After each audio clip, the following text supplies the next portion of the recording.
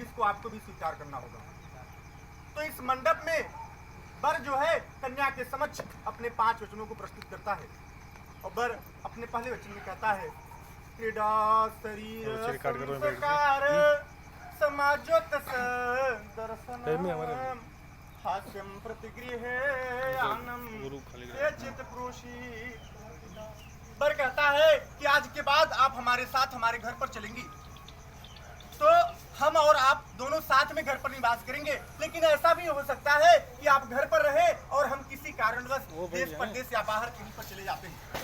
तो वर कहता है कि यदि आप घर पर हैं और हम बाहर हैं तो आपका कर्तव्य है कि हमारे मित्र हो, भाई बंधु या बाहर के गांव के कोई भी व्यक्ति आते हैं तो उनसे आप आदर पूर्वक के साथ बात करिएगा और आपका यह भी कर्तव्य है कि जब तक मैं रहूं तब तक ही आप शरीर का श्रृंगार करिए, तब तक ही आप हमारे मित्र के साथ हंसी मजाक करिए।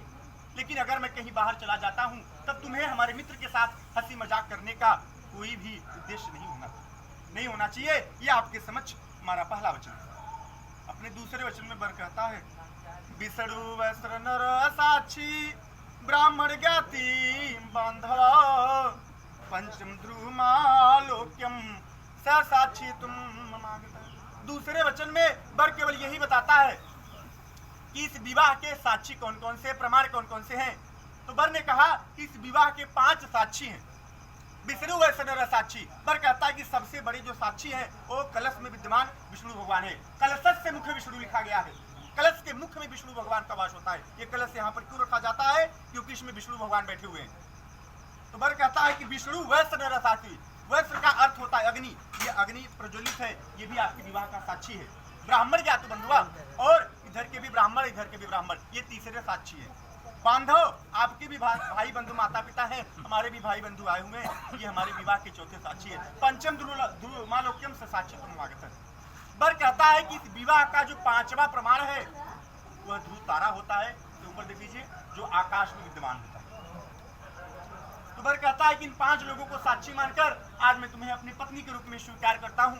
यह आपके समक्ष हमारा दूसरा वचन है। अपने तीसरे वचन में वर कहता है, तव चित्त मम चित्त वाचा वाच न लोपे व्रतम में सर्वदा देवम हृदयस्थ। वर कहता है कि तुम्हारा कर्तव्य है कि आज के बाद से तुम अपना मन मेरे मन के अनुसार रखना। इसका तात्पर्य ये होता है कि अगर पति के मन में कोई कष्ट या पीड़ा हो तो पति को कहने की आवश्यकता नहीं, उसको उनको देख करके पत्नी को समझ लेना चाहिए।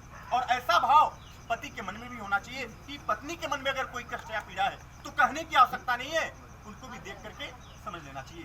तो वर कहता है कि आज के बाद हमारा और तुम्हारा दोनों का मन एक समान होना चाहिए।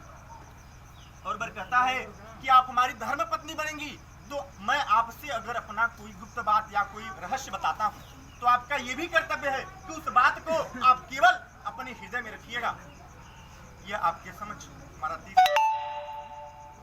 चौथे वचन में वर कहता है, मम तुष्ट बीच कर्तव्य बंधुना भक्ति राधरात ममाज्ञा परिपालो सौ पातिव्रत पराय। चौथे वचन में वर कहता है कि प्रत्येक पत्नी का यही धर्म होता है कि वह ऐसा कार्य करे जिस कार्य से उसके पति को भी संतुष्टि प्राप्त। तो वर कहता है कि आप भी वही कार्य करिएगा जिस कार्य से मुझे भी संतुष्टि हो। और वर कहता है कि आपका केवल यही कर्तव्य नहीं है कि मुझे आप प्रसन्न कर दीजिए। आप हमारे घर पर चल रही हैं तो माता पिता हैं, भाई बंधु हैं, नात रिश्तेदार हैं। आपका यह भी कर्तव्य है कि आपके व्यवहार से नात रिश्तेदार, भाई बंधु, माता पिता जो हैं वो भी प्रसन्न होने चाहिए। जिस समय माता सीता का विदाई हो रहा था तो जब माता सीता अपने माँ के पास पहुंची